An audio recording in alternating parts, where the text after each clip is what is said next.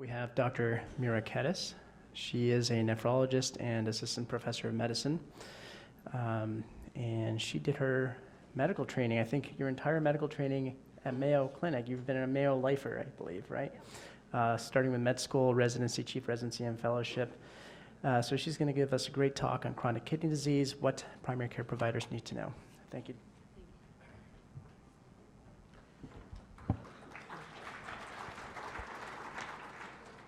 Good morning, everyone. Thanks for being here. I'm delighted to take you on a journey of a typical clinic day with me. And hopefully there'll be some pearls that you'll go home with that will be applicable for your practice. I have no disclosures, and these are the objectives for our talk today. I want to give you a little bit of a flavor of what's happening in the nephrology community about controversy about how we diagnose kidney disease.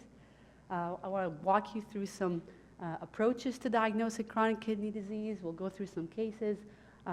We'll talk about risk factors and complications. Why do we worry about kidney disease in general? And then I want to introduce you to an equation that came about a few years now. It's called the kidney failure risk equation.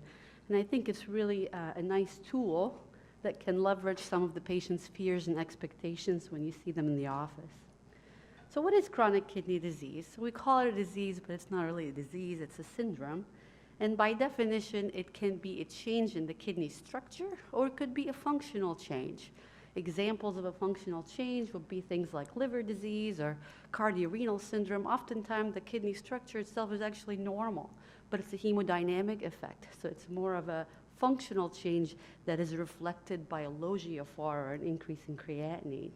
So you either have a kidney structural change, which you typically can detect that based on a urine study when there's abnormal microscopy or proteinuria, or it's really purely a change in GFR. And by definition, you really have to see this change persistent for at least 3 months to call it quote-unquote chronic. Kidney disease is quite common. In the United States, as you see, it's about 6.7%.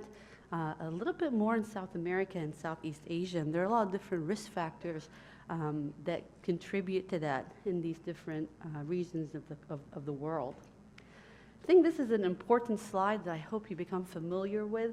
This is really our guideline of how we characterize kidney disease in terms of severity and what we look for. And I think one of the key things that came in 2013 is to really include proteinuria, albumin to creatinine ratio, just based on a spot urine in your way of assessing, is this someone that you should worry about having kidney disease or not? So I'm going to walk you through it here a little bit quickly.